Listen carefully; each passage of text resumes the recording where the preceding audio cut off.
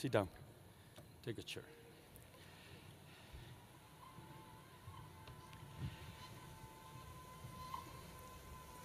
Les vamos a compartir las reglas del juego que definimos entre el señor Richard Dawkins, Deepak Chopra y su servidor. Un preámbulo. Bravo. De verdad es un honor tener estas mentes en este lugar. Recordarles a quienes tienen en este auditorio y qué pretendemos lograr con lo mismo. El doctor Richard Dawkins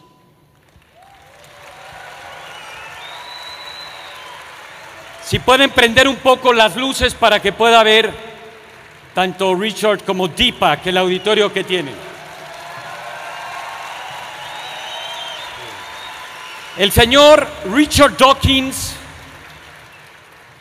escribió uno de los libros que han impactado más a la humanidad, El gen egoísta, y de igual manera El espejismo de Dios, más muchísimos otros libros que han vendido más de 2 millones de copias en inglés y está publicado en más de 30 idiomas. Este año, el doctor Richard Dawkins, en el Prospect Magazine, salió como el pensador número 1 del mundo.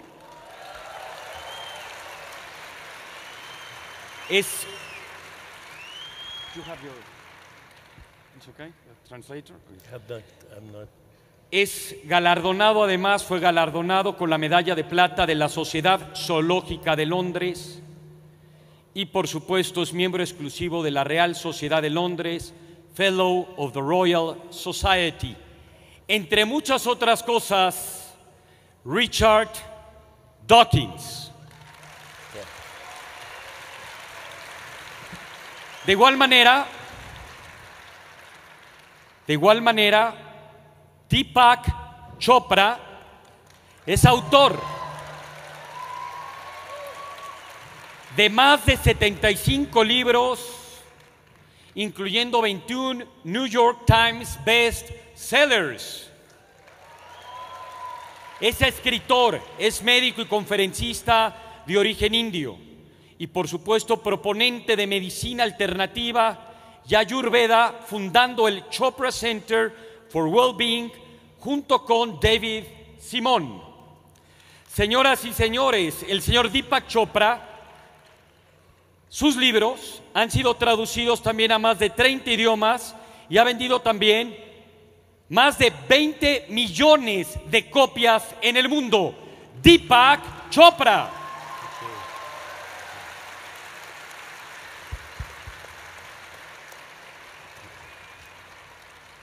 Para lograr este encuentro tuvimos muchas reuniones en Londres, telefónicas, desde San Diego, y llegamos a los siguientes acuerdos desde hace más de 8 meses que empezó esto.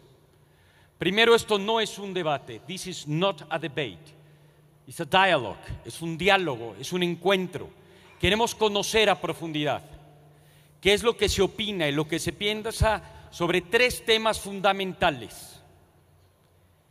El primer tema es si realmente el universo tiene un propósito, si hay un para qué en la vida, si hay un sentido, o si por supuesto lo contrario es lo correcto, que no hay ningún propósito, la vida es la vida, la evolución es la evolución.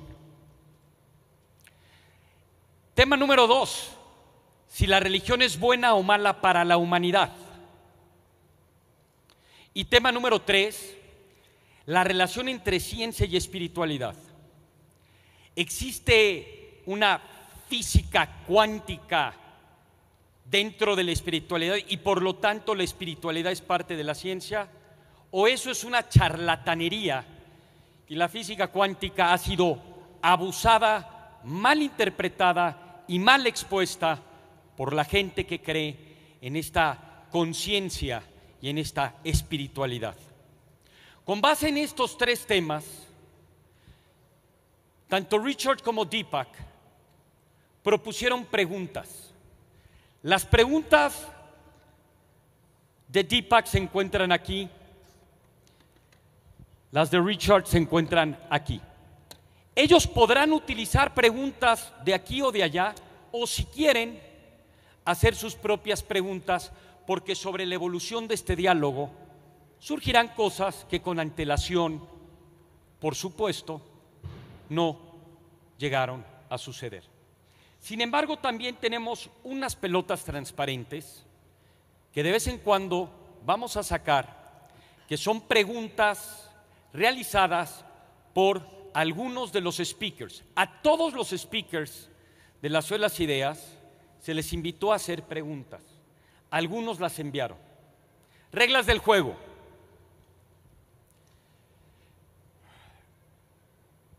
Deepak Chopra, después de definirlo con antelación, inicia y propone, al haber ganado el volado, que el señor profesor Dr. Richard Dawkins le haga la primera pregunta. Él tendrá 3 minutos. Nosotros tenemos aquí un reloj. There is our watch. There are 3 minutes, Professor Dawkins. 3 minutes. Una vez que empieza la pregunta, once he makes you the question, you just have 3 minutes to answer. Tienes 3 minutos para contestar. Once you finished, you have 90 seconds to comment and talk about the answer that Deepak gave you. And then you will have 60 seconds, if you want, to have the last word of the question. And then vice versa. Is that clear? Is that perfect? Is that okay, Professor Dawkins? It's okay? Perfect. Señoras y señores, este es un diálogo. Le quiero preguntar a ustedes que levante la mano quienes antes de empezar este encuentro consideran que el universo sí tiene un propósito, hay una fuerza sobrenatural que es parte de la ciencia. Quisiera saber que levanten la mano. Prendan las luces, por favor. ¿Quiénes están a favor del señor Deepak Chopra con antelación y antes del encuentro? Griten yo. Ok. ¿Quiénes están de acuerdo con que la evolución, lo aleatorio, la selección natural y la vida no tiene un propósito más que la vida misma, y que no hay una fuerza natural? Que levante la mano, que griten yo. Wow, it's divided. ¿Quién cree que la religión es mala para la humanidad? Que grite yo. They believe that religion is bad for humanity. ¿Quiénes creen que la religión is good for humanity? O todos piensan igual y están muy confundidos, o está muy dividida el panel. Are you ready? Can we begin? Okay. So, Richard, we will begin with you. Would you like to use one of these balls, or would you like to make your own questions, or one of the questions that you wrote? Would you rather ask your own questions or one of the questions that you sent to me? Well, what about the white questions? Okay, we will begin. Él quiere al juego, al riesgo, al riesgo. Dawkins dice, yo quiero una pregunta de alguien que no conozca.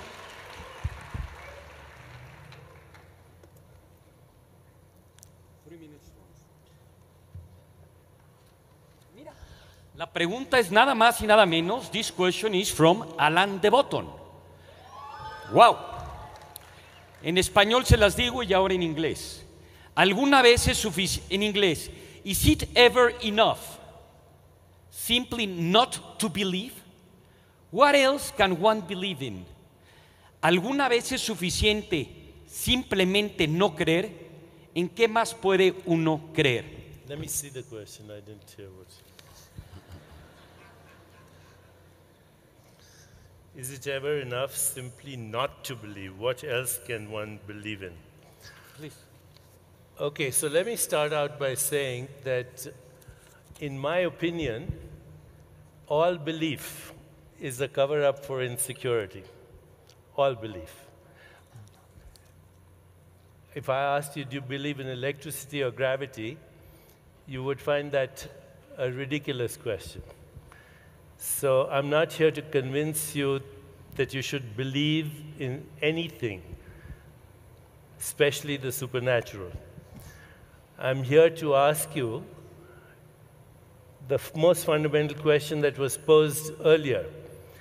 Does the universe have a purpose? And there are two ways of looking at it. If you look at it from the top down, from the point of view of biological organisms, it looks like biological organisms are purpose-driven. Even a nematode or a small microorganism has some kind of sentience. It senses the environment, it processes it, it gets away from predators, it looks for food. So to me, biological organisms are purpose-driven, there's no question.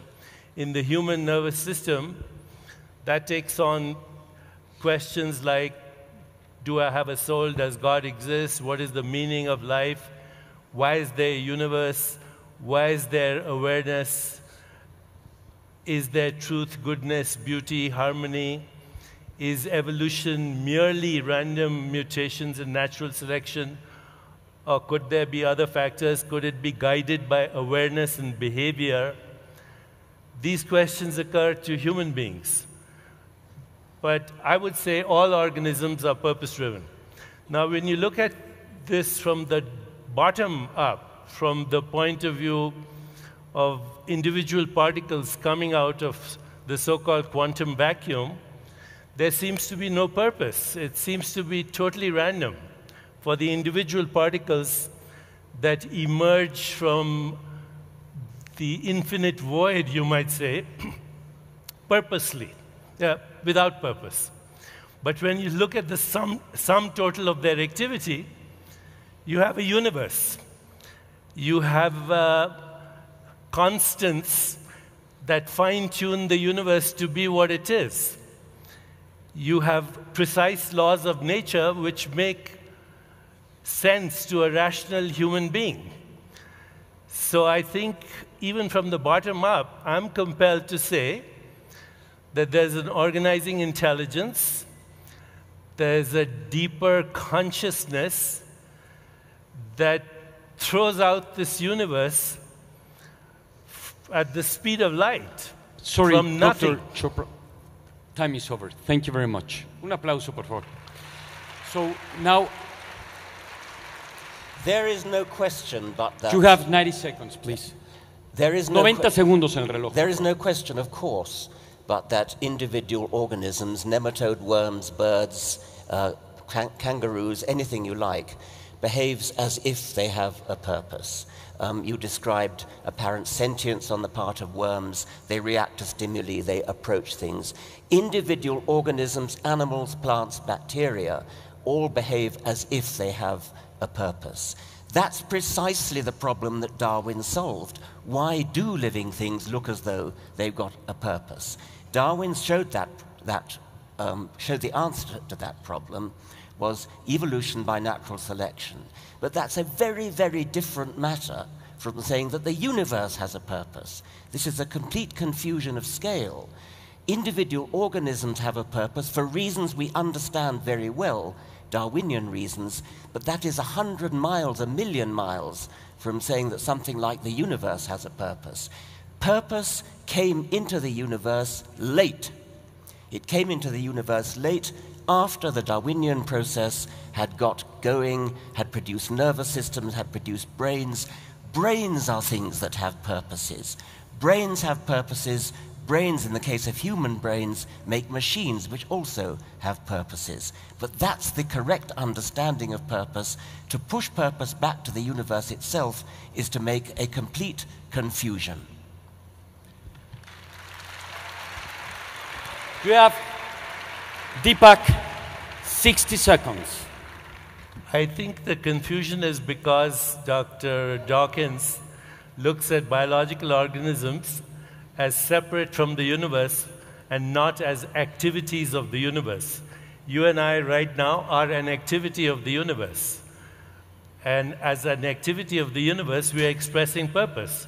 But Dr. Dawkins did not address why the universe is fine-tuned so that we can have this conversation.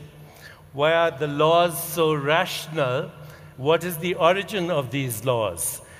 To bypass that, we would have to propose 10 to the power of 500 universes that randomly arise from nothing.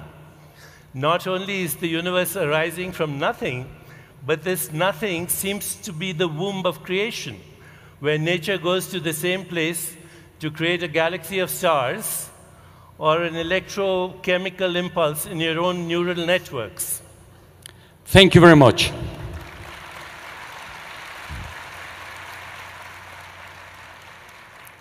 We have two options. One is, now we take another ball, and now you make him a question, or we give each of you 1 more minute to keep talking in depth about this important concern. Would you rather that? Yeah. Por favor, pongan otra vez. You will have 3 minutes and you 3 minutes, okay? Por favor, 3 minutos, please. The issue of the fine-tuning of the universe, of course, is a completely different one, and it's a very interesting one which we can talk about. However, that was not what you were originally talking about. You were originally talking about the apparent purposefulness of living organisms, which is striking. I mean, it's a very, very important aspect of living things. That's why we needed Darwin to explain it. Darwin did explain it. Darwin explained how, starting with no purpose at all, nothing that you could call purpose, the laws of physics, working through this remarkable process called evolution by natural selection, gave rise to cells, to nerve cells, to nervous systems, to brains, to the illusion of purpose. Well, indeed, the very genuine purpose, because in living things, purpose is a very genuine phenomenon. We understand how it happened because of evolution. Now, to go back to the universe is another matter entirely.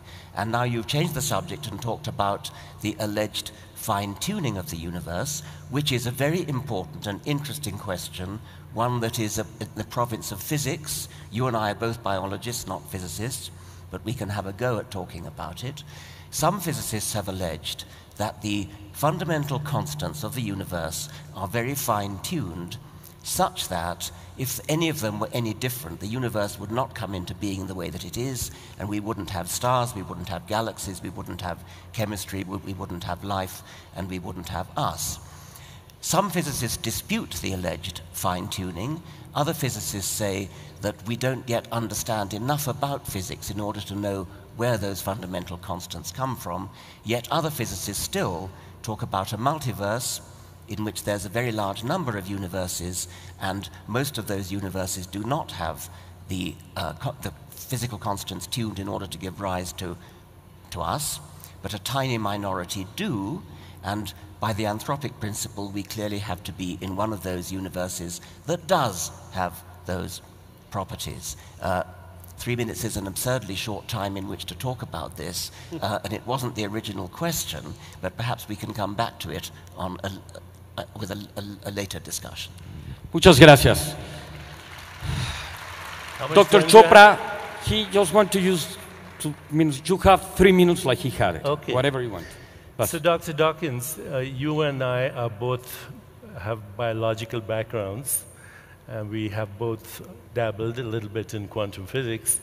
I have to say that my current book is co-authored by a chaired professor in genetics and neuroscience at Harvard. I am writing and have papers accepted in professional journals on quantum biology and neuroscience, and I can give you the citations later. But there's a school of scientists who believe that if you look across the universe, it shows the following properties: sentience at all levels. By sentience, I mean the ability to sense information, process it, and come up with an intelligent response. Complementarity at all levels, which means that the universe is empirical, but most of it is actually non-empirical, non-observable. It is wave-like.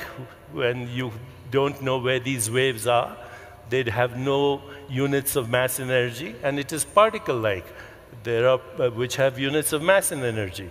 So it gets weird at this level. But it also seems to be self-organizing. It seems to be self-regulating.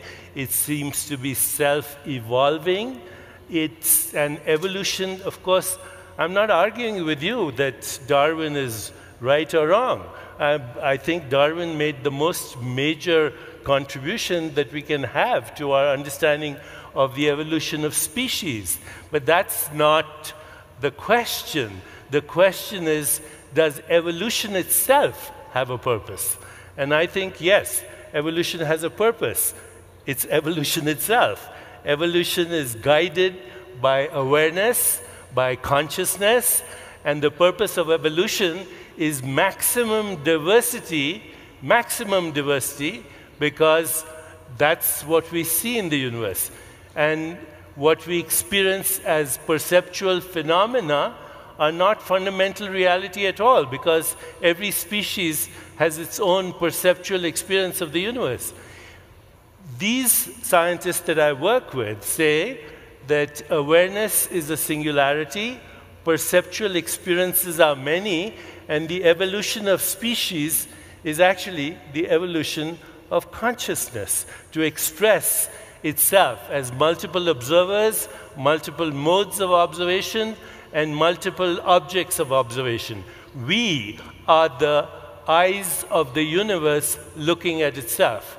This brain is the observation deck for the universe to experience itself. That's the purpose.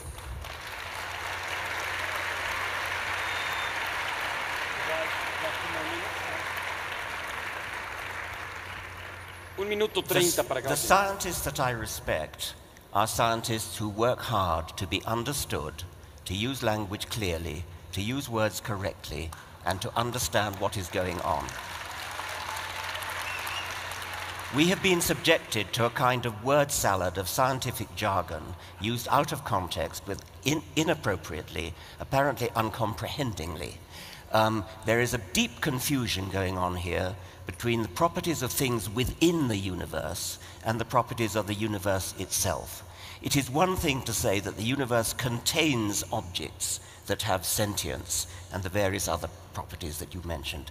Of course it contains objects that have sentience. We are among those objects. So are dogs. So are chimpanzees. The universe contains sentience. The universe is not sentient. This is the one thing, Deepak, you seem not to understand. You're constantly confusing explanations at the level of what goes on inside the universe with the universe itself. It's not enough to say the universe contains sentience, contains purpose, etc., and say, therefore, the universe is sentient, the universe is purposeful.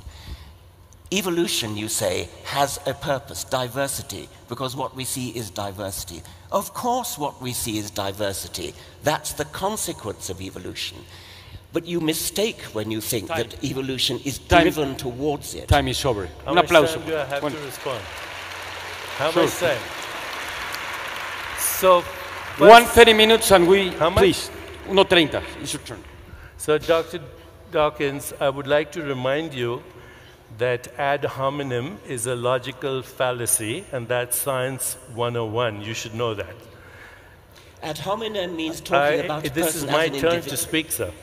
Okay? You accused me of jargon. You accused me of misusing language. How many people understood what I was saying? You're lying. Okay? Now, I just came back from a conference on science and non-duality where there were over 300 scientists, biologists, neuroscientists, etc., who totally get this language. So just because it sounds like jargon to you doesn't mean it's jargon. You know, when a doctor speaks to a patient, the patient thinks the doctor is speaking jargon. When a mathematician speaks to people who are not mathematicians, this is an evolving science, sir. We do not know the answers to the two most fundamental questions of existence. Number one, what is the stuff of the universe? We don't know. 96% is dark energy and dark matter. Of the 4% that's atomic, 99% of that is invisible hydrogen and helium. And we don't know why there is awareness. The two most fundamental questions of our existence. Please. Of course, 1:30, por favor. we don't know about dark matter, dark energy. That's why we need more science and better science in order to solve that. You've changed the subject yet again. Let's talk about sentience. You say the universe has sentience. The universe doesn't have sentience. Things in the universe have sentience. Why do you confuse this audience by saying the universe has sentience? Can you tell me what the composition of the universe is? That wasn't the question. No, because you're talking things, right? Things are basically the atomic universe is stardust, and stardust has sentience in you and me. According to people like Freeman Dyson, even atoms have sentience. Atoms have no sentience. You disagree with Freeman Dyson? Yeah, then? if that's what he says, which I doubt, I disagree with him. Atoms do not have sentience. Atoms contribute to making brains. Brains have sentience. You need a highly complicated organization. It's a fundamental error to say that because a complicated thing has a quality like sentience, musicality, mathematical ability, and is made of atoms, therefore the atoms have sentience, musical ability, mathematical ability, etc. They do not. Atoms have to be arranged in complicated organizations, complicated structures interacting with each other, and then you will get emergent properties such as sentience, such as poetry, such as mathematical ability, such as spirituality. These things do not inhere in the atoms themselves, or if they do, you've got a hard job to prove it. You have a hard job to prove it? Can you prove it? I'm sure you're aware of the hard problem of consciousness. I'm sure you're aware that we have no science that tells us why we have any experience, whether it's mental, subjective, or it's an experience of the objective world. How photons coming and hitting our retina create the experience of a three-dimensional reality in space and time. This is the hard problem. It's the most fundamental problem in science. First, what is the stuff of the universe? And second, why is there awareness of the universe? Is awareness of the universe and the universe the same thing? Because if there was a universe outside of your awareness, for all practical purposes, you would never know it. So to say that sentience is an emergent property is assuming that only brains produce consciousness, whereas in fact, even a single fertilized cell, when you were conceived, was fully alive, was fully aware, and did not have a brain. It was present, it was aware, and it differentiated into trillions of cells, more than all the stars in the Milky Way galaxy, to create who you are. So to say that sentience requires an emergence through evolution, instead of saying that actually evolution could be driven by consciousness, these are the questions that some people are asking.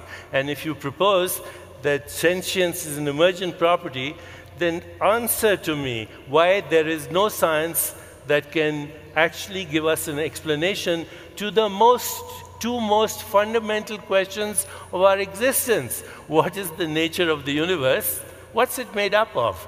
And why is there sentience? Why is there sentience?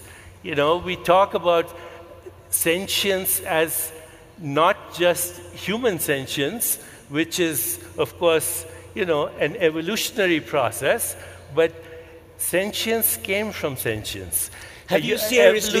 Evolution does not explain the origin of life. It only explains the transformation of species. Yes, you changed the subject again. You will have 1 minute and 1 minute, and we will finish with this topic of the universe. And have you seriously just said that a single cell has consciousness? A single cell has awareness. What do you mean by that? That it has the ability to respond to its environment. Of course it has the ability to respond to its environment. That is not consciousness. So you said a while ago, atoms get together to create complexity. How do they get together? By processes which are well understood By a biologists. process which is random or intelligent? Not intelligence. Okay. By the processes of embryology put together by the processes of evolution. You cannot seriously sit there and say that the hard problem of consciousness, and it is a very hard problem, is solved by saying that a single cell has consciousness. A single cell has sentience in the fact that it can respond to its environment and express its biological autonomy. But, What okay, are you applauding? just one What are you second, please. applauding? Un segundo, por favor. I think we're in a little loop because we cannot prove either things. You know, I want to nail this. I want to nail this. This gets to the root of the problem. it does. Consciousness is something very, very complicated. Of course, we don't understand it. That's why it's called the hard problem. It's something that happens when brains reach a certain level of complexity. Now, a single cell, a single neuron, a single amoeba, a single cell, a thermostat even, has sentience in your sense. But that is nothing to do with... Has the ability to take in information, process information, and respond with autonomy. That is sentience. That's trivial. That's utterly trivial. You're confusing perception with awareness. Perception is not fundamental reality. If there was an insect with 100 eyes looking at me, it wouldn't experience the same me as you are. So perception is a species-specific and culture-specific experience in consciousness. It has nothing to do with fundamental reality, the awareness that differentiates into what we call, in us anyway, cognition, perception, imagination, insight, intuition, creativity, choice, freedom, the desire for meaning, purpose. All of that are expressions of awareness as consciousness and influence everything that we experience in life. You think a single cell has that? And you think A a single single cell cell has that? has a rudimentary form of awareness. Do you think And an we atom ev- has that? Sorry? Do you think an atom has that?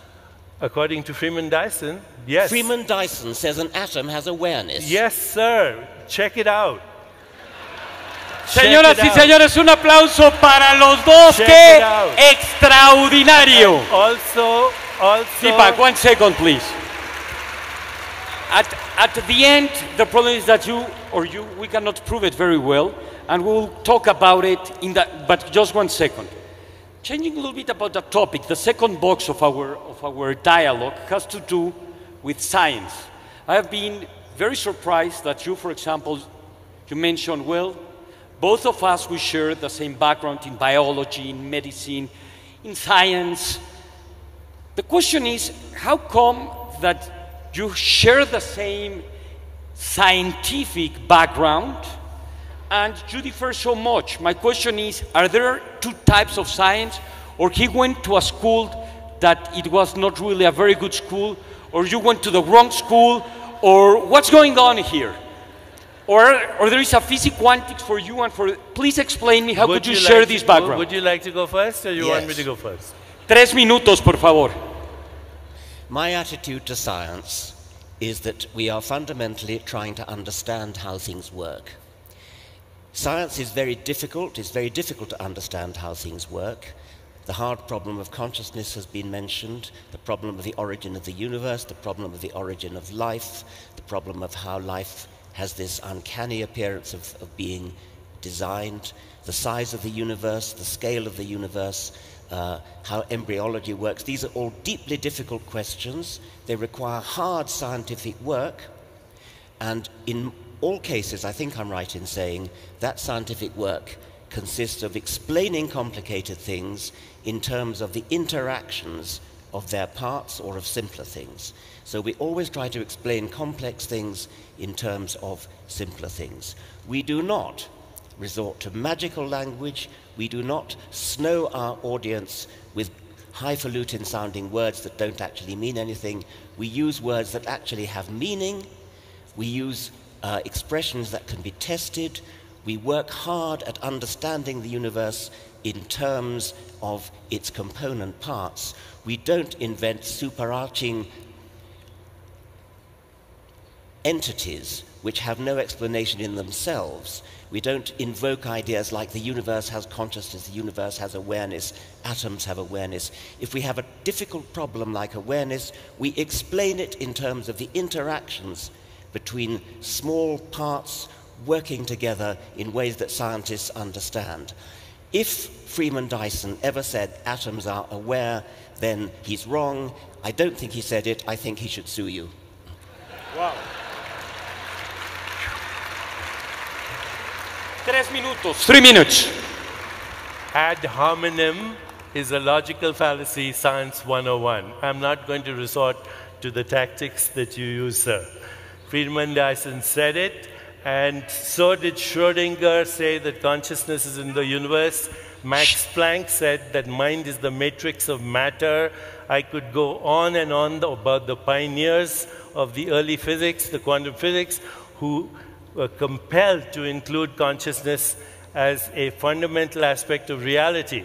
Consciousness is the white elephant in the room. You require consciousness to come up with a theory. You require consciousness to design an experiment. You require consciousness to make an observation. Science is the offspring of consciousness. It is the product of consciousness.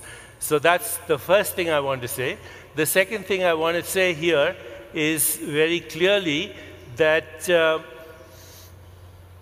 there's no argument about the fact that evolutionary biology explains everything about the species going from one species to another. But if you want to understand science in its totality, you have to bring consciousness into the equation, because as we currently practice science, it's based on what we call a subject-object split. There's an observer involved in every observation. Science doesn't ask who the observer is, who's the observing self, where is the observing self. But in the absence of the observing self, there wouldn't be any observation and there wouldn't be any science. The observing self cannot be glimpsed by science and scientific methodology because it happens to be the observer. The observer cannot be observed.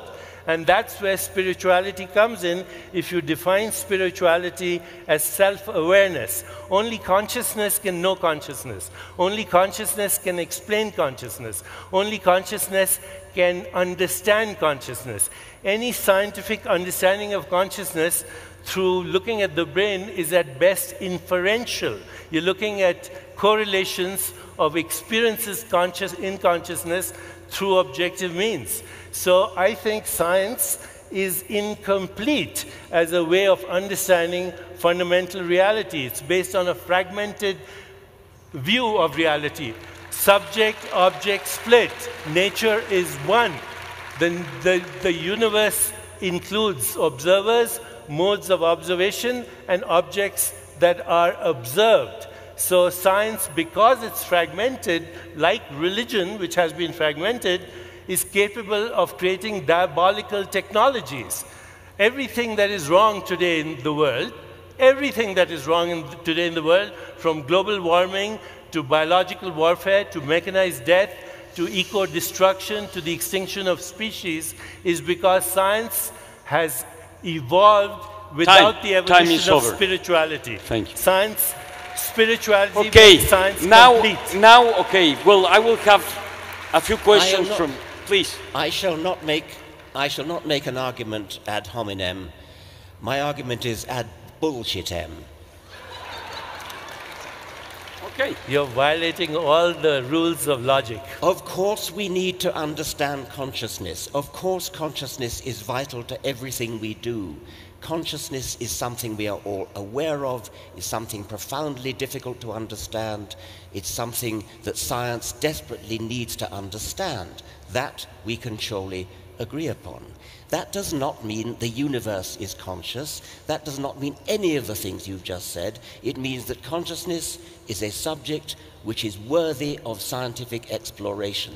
proper scientific exploration, which means understanding consciousness in terms of nervous systems, possibly in the future in terms of computers, because it's conceivable that computing machines may reach the stage of complexity and organization that they too will experience subjective consciousness. But whatever experiences subjective consciousness is going to be complicated, is going to be a very large organization of lots of small parts interacting together in very complex ways.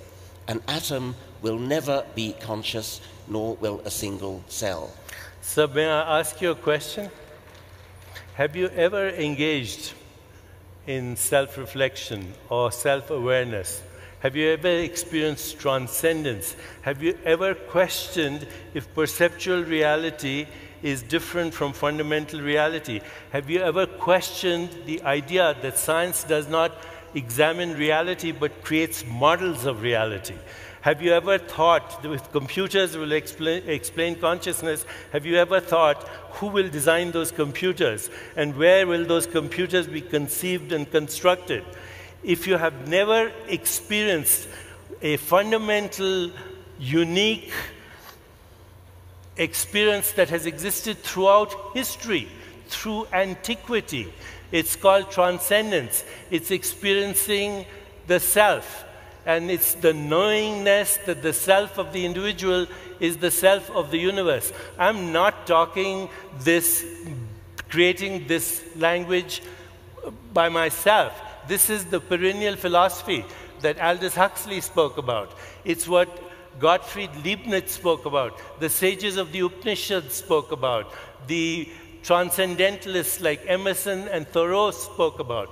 But if you have never had the experience of what people call non-symbolic awareness, okay, we have your question. You have no what right about to comment on science being a complete Deepak way to understand reality. Okay, the question is there. I have experienced plenty of things which could be called transcendental. I've experienced the feeling of almost mystical wonder that I get when I look up at the stars, look up at the Milky Way, contemplate the galaxies receding from us, listen to a Schubert quintet, read a sonnet of Shakespeare. These are all things which only a human mind is capable of doing. So may I ask you? Okay, sorry. Only a human mind is capable of doing that. And a human mind is capable of doing those things because the human mind has been put together in the brain as a highly complicated organization that has evolved over some 4 billion years of evolution, putting together nervous systems. It is a stunning achievement of evolution to have put together the human brain that is capable of being moved by such things. I yield to no one in my capacity to be moved by what you call the transcendental. What I do not do, however, is to indulge in mystical nonsense about it being there before there were brains or the equivalent of brains. Wow. Okay, now, 1 second. I want to ask him you one have question. the question. Okay, so I'm going to... Okay. I understand that you've had those wonderful experiences. Have you had the experience of gratitude? Have you experienced epistemological humility? Have you experienced reverence for life and for existence? And if so, was it your neural networks manufacturing those experiences, neurochemicals manufacturing their experiences, or was there a deeper, intelligent, organizing consciousness that was influencing the behavior of those neural networks? How much deeper do you want? How much deeper do you want? Answer me, sir. Have you experienced reverence? You have asked me, have I experienced gratitude? I experience gratitude. Gratitude to nothing in particular, but I feel gratitude. I feel all those things that you say. And I do not yield to you in my feeling of the depth of which it is, the depth of understanding that we have yet to fathom, yet to plumb, in order to understand what's going on inside the human brain. Who's boggles we? my Who's mind. We? Who's we? The scientific community. The scientific community. Yes. Driven by mechanistic neural networks and chemicals? Yes, and let's belittle mechanistic neural networks and chemicals. They are Well, very, then tell very me how they produce consciousness. I don't know. That's why we're working on it. You don't know either. No, wait.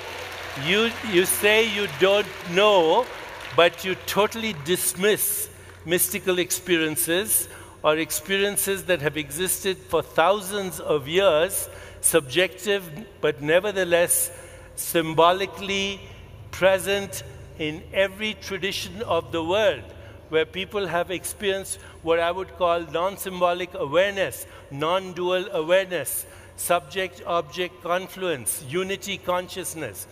You totally dismiss this because it doesn't fit your scientific worldview. I don't dismiss it for one moment. I don't dismiss it. I want to explain it.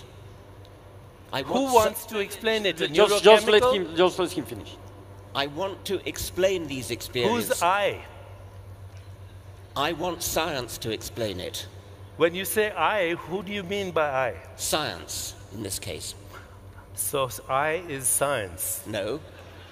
That's just a dishonest, that's dishonest. It's... Please. I, as a scientist, want the scientific community to understand these wonderful experiences that mystics throughout the ages have experienced, and I believe that I've experienced something similar. I believe that you have experienced something similar. They need explaining, and they will be explained, if ever, in terms of brains. That's a promissory note. It is. In this economy, don't trust a promissory note. It is a promissory note. And then nothing to be ashamed of. So you have extreme confidence in the way we do science. You're not open to a consciousness-driven science, a consciousness-based science. I don't know what that would even mean. An observer-based science. Observer-based science is another matter, of course. Science is necessarily observer-based. Well, observer is consciousness. We need to... Isn't the observer... You don't have a monopoly of consciousness. We all have consciousness. Okay. We're trying to explain Un aplauso para los dos. Wow. Vamos a ir a otro tema. We're going to another topic. We have talked a lot about consciousness. Probably have... Now I would like to ask you, Deepak, and then Richard, we have been talking a lot about, in Mexico and many places, that if we assume that there is this consciousness, we can work with this energy. And we have written a lot of books about it. And that you could actually attract things or make things happen. And there is a purpose, but there is also an intention. So my questions to you, and then I will make a question to Dr. Dawkins, is if you can really make this change and this energy to have a direction, how come you cannot change his direction and you cannot change the direction of a lot of people from here? What is the problem with this energy that you are not attracting to make things happen the way you understand the world, because there is a way to do it? We are all conditioned by the hypnosis of our childhood and conditioned by society, by ideologies, by religion, by history, by economics, and the prevailing scientific paradigm to look at the world in a certain way. And you asked the question, intention. I would ask, what's the origin of intention? Okay? Do you believe in free will, sir? I think free will is a very persuasive illusion. I'm very pleased to have that illusion. I behave and feel as if I have free will. Well, then we might as well stop the debate. None of us has free will or the ability to make a choice right now. I do believe that your intentions trigger behavior, trigger neural networks to act in a certain way, activate genes that are activated as a result of your emotional experiences. So I believe that intention triggers neural networks and then reinforces them. If you reinforce the intention, what we call habit, to create what is called long-term potentiation, and that then your behavior influences the activity of your genes to reinforce that behavior. So the fact is that you won't change anybody's mind here after the debate. In fact, those people who agree with Dr. Dawkins will go back stronger in their belief. Okay, and those people who agree with me will go back stronger. We're not going to change your minds because we're all bamboozled by our conditioning to begin with. Well, that can we prove it? That can we prove it? We will see. Dr. Dawkins, how could you explain that so many people follow his ideas? I know that it's very frustrated for you. I can feel it. The way that our brain works and how difficult it is. The question that I make you, how do you explain the brain of most of the people, not everybody, probably not even most, but how many millions of people follows and believe what you think it's really bullshit? I don't know. I mean, Un aplauso para los dos, gran evento, señoras y señores. ¿Cómo vamos de tiempo? By the way, we have 5 minutes, so please, I would love to have more time, but we have another debate. Okay, we will have 10 minutes. So, okay, we will have the whole year here. No, yes. Okay. By the way, please. Bullshit recycles as life. I didn't hear that. What is it? Bullshit recycles as life. Okay. In India, we call it cow shit. That's where we call the cows. Vamos a tener 10 minutos, tenemos otro debate. Les quiero preguntar, por favor, vamos a probar la hipótesis, que es además de un biólogo, que acaba de decir Deepak. Who will prove his hypothesis? Who have changed? ¿Quién ha cambiado? Pero sean honestos, no por darle lugar a uno o al otro. ¿Quién antes del debate pensaba como Deepak o como Richard, pero después de esto cambió de opinión? Griten, yo cambié, yo. Well, there are few people. Okay. You have to ask him just one question, and we will talk 5 minutes in each of those topics, and the debate will be over, okay? So he asked a question? It's your turn, please. Or would you rather that we have another, you have a question from your own, please. Have something.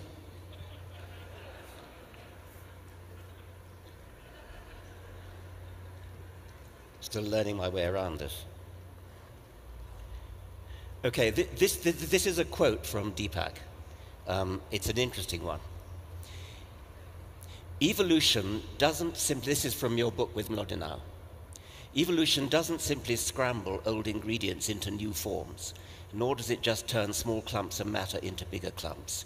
Instead, evolution makes lumps of creativity. These happen in quantum form. That is, there is a sudden emergence of a property that never existed before. Quantum, there's a little gap there then, quantum leaps dominate in creation everywhere we look, but especially in the startling, beautiful novelty of life forms on Earth. The cosmos is ruled by creativity. Now, neither of us are physicists, so neither of us actually know much about quantum theory, but we are biologists, and you have used the jargon of quantum theory there to apply to evolution as though evolution it takes quantum leaps, or what do you mean by that? The emergence of language, for example, from no language at all, is a quantum leap. Okay, the emergence of organisms, the transition of organisms where you do not actually see continuity, is a quantum leap. Quantum leaps are happening in consciousness and biology all the time. Right now I'm wearing biosensors, by the way, and these are measuring things like blood pressure, skin resistance, all kinds of things. This information can be transmitted to an iPhone and goes to a computer and scripts where we are doing digital monitoring of consciousness, how it affects biology. Wait a minute. So if I said, I know his blood pressure is rising right now just by me saying these things. So this is right there, proof of the mind-body connection. You know, if somebody says, I love you, and it means something to you, your brain makes dopamine, serotonin, oxytocin, opiates. If the same person says, another person says, I love you, or the same person, and you're thinking of divorcing them, then you don't make dopamine, you make adrenaline and cortisol, and it happens instantly. There's a quantum shift in your biology just in the way you processed meaning. And there's no physical mechanism that explains how we process meaning in our lives. Only consciousness can process meaning. So when you say quantum leaps in evolution, one of the big problems in evolution right now, you will admit, is the missing gaps in the fossil record. Now, when I say that, evolutionary biologists will either snigger or raise their blood pressure, which he's doing right now. So, you know, because they are so sure that evolution has only those two mechanisms, natural selection and random evolution. The current issue of the New Scientist has a feature article called Do Organisms Guide Their Own Evolution?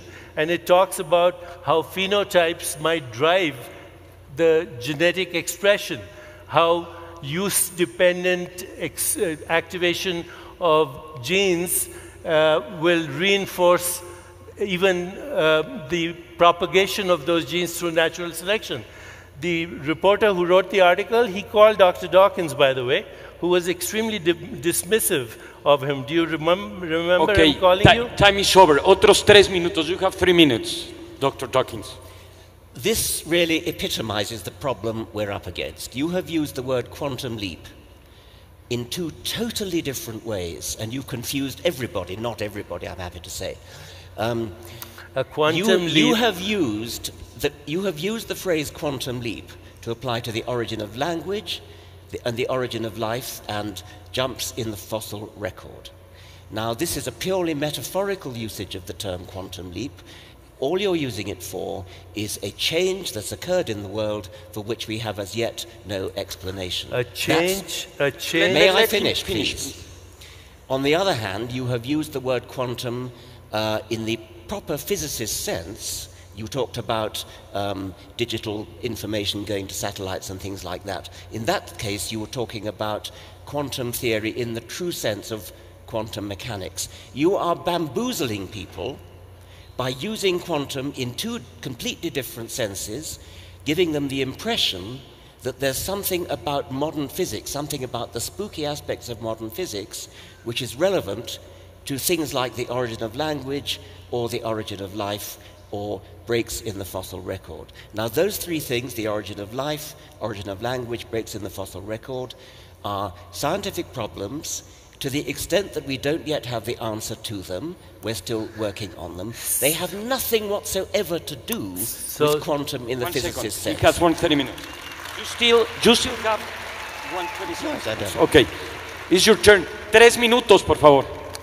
There are several uses of the word quantum that are not restricted to a subatomic particle moving from one location to another location without going through the space between. That's what a leap is, a quantum leap in quantum physics. But the broader community uses quantum for any phenomenon, any space-time event that exists in one location in space or time and then exists in another location of space and time without going through the intervening space. It's called the discontinuity.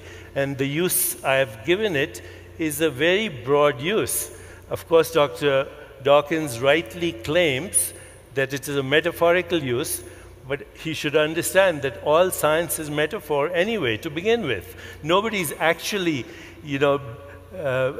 explained how a subatomic particle appears out of a non-empirical realm. And then when it's not being observed or it's not interacting with other particles, how does it go back? So, yes, quantum leap has a much broader connotation, including if you watch Star Trek, when the captain says, "Beam me up, Scotty," and Scotty presses a button, and the captain disappears here and shows up there without going through the space in between. So I agree, I've used it metaphorically, but in fact, all science is a metaphor. Un minuto y medio, por favor. Metaphors are extremely valuable. I use them myself all the time, but a good metaphor is one that clarifies and doesn't obscure. For you, sir, let it him confuses finish. you. Please, it's not Deepak. confusing a lot of people out there. Please. Perhaps you should catch up. You talked about the analogy being, in this case, going from one place to another without passing through the intermediates. That's a hell of a leap for you to make. When you talk about the origin of life, there is no such thing as not passing through the intermediate stages. There were intermediate stages. We just don't know what they were at present. That's a very different thing. In the case of gaps in the fossil record, the gaps in the fossil record apply quite simply because not everything fossilizes. It's rather a good thing it doesn't, otherwise we'd be snowed under with fossils. The origin of language, a mysterious and fascinating question. We don't know what the intermediate stages were, but we're absolutely sure there were intermediate stages. There were intermediate stages in all three cases. Now, it is true that in everyday language, in the English language, we do use the phrase quantum leap to mean something rather vague, but we don't bamboozle audiences by deliberately confusing that with a modern physics explanation which everybody, including you and me, finds hard to understand. Incidentally, because I was coming here and because I've been heavily criticized by the mainstream scientific community for my book Quantum Healing, including by Dr. Dawkins, I just, out of curiosity this morning, went to Google to look at the reviews of Quantum Healing when it first appeared in 1988. And there's a really good review, guys, in the New England Journal of Medicine of that book. Okay? So, again, Dr. Dawkins would like to check it out, just like he wants to check out Freeman Dyson, because it doesn't appear with his worldview. I have just had a paper accepted in a journal called Neuroquantology with 2 quantum physicists, including a chaired professor in a university in California. It's going to appear in December 25.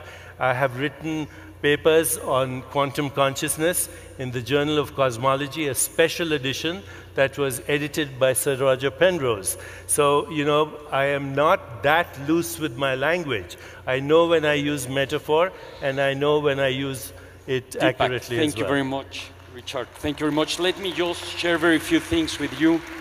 We have been, actually, we're almost running out of time. It's pretty interesting that in the side of science, we still have a lot of questions, and we know that we have to have a curious mind, think about it, but we don't have all the answers, and this is the scientific mind. In the other hand, as we can see with the spirituality, probably in this side of the spectrum, he or somebody or many people have found or discovered many answers that scientists are still looking for. And probably the reference that Deepak put to support his work are the same that will support him or vice versa. And at the end will be a loop. And we have been talking around all this time into 2 big questions: the purpose of the universe, the awareness of the consciousness, the methodology that science uses, the methodology that spiritual people uses, and also we have talked about 2 kinds of sciences in a way. We share the same background, but we differ in all the results and the outcomes. The only question that we didn't answer, and we just have 2 minutes or 3, but I think it's also a very important topic for this day, it has to do with religion. And this will be the last opportunity to say something because it was part of the agreement. The big question was, is religion good or bad for humanity? And I know it's a very big question for 3 minutes to answer, but I don't want to leave this auditorium without having the chance to listen to your opinion. So we will begin with you. 3 minutes. Is religion good or bad? It's neither, and it's both. Religion, like any institution, has succumbed to cronyism, power-mongering, influence peddling, corruption, bureaucracy, and all the things that happen with organizing any activity. Is it good? Well, people have had religious experiences throughout the ages, which include transcendence, epistemological humility, reverence, gratitude, the feeling and emergence of Platonic qualities like truth, goodness, beauty, harmony, understanding that there is evolution in the universe. These are, I think, religious experiences, and they have been there throughout history.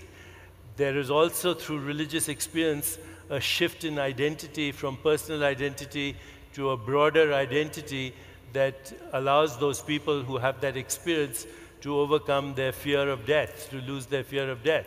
And there is, again, what I said, this deep humility and gratitude and reverence for the mystery of our existence. That's the religious experience. Now, of course, it can be corrupted, and people go to war and kill each other and do all kinds of abysmal things in the name of God and the name of religion.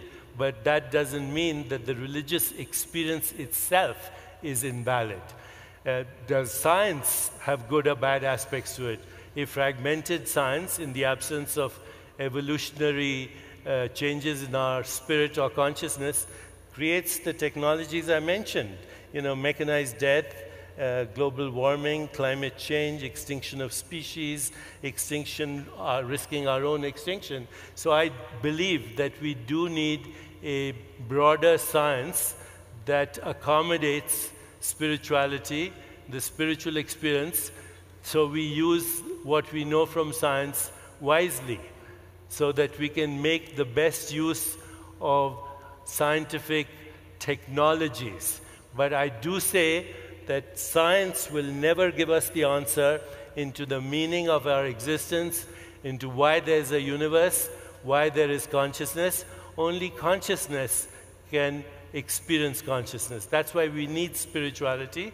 If by spirituality I mean self-awareness, self-reflection, transcendence, and our own desire to know ourselves. In my view, our search for God is our highest instinct to know ourselves, to find meaning in our own lives, to understand why there is evolution, what is the purpose of existence. Thank you very much. Time is over.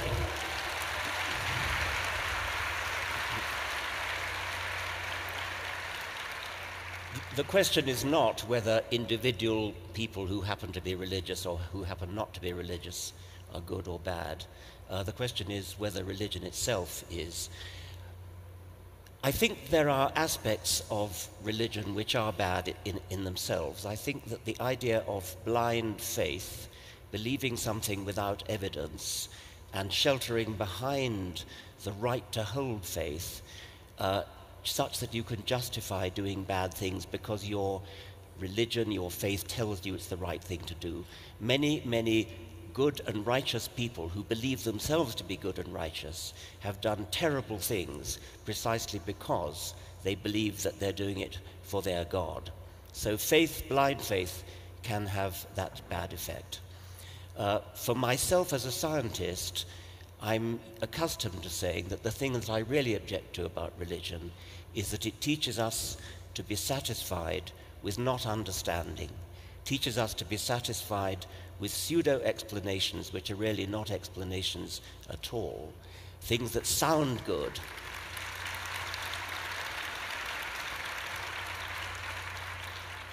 Things that sound like an explanation but which really aren't, which appeal to the emotions but don't actually explain anything. So I think that religion in that sense can be the enemy of science, the enemy of truth. But this evening I'm reflecting more that what may really be the enemy of truth and the enemy of science is willful obscurantism, whether it comes from religion or not. Wow.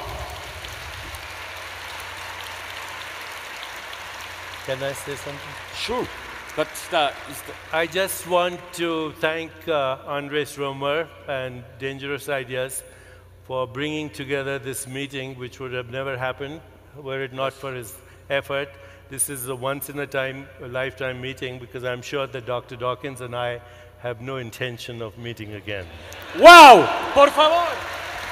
Levántense todos, un stand ovation, señoras y señores.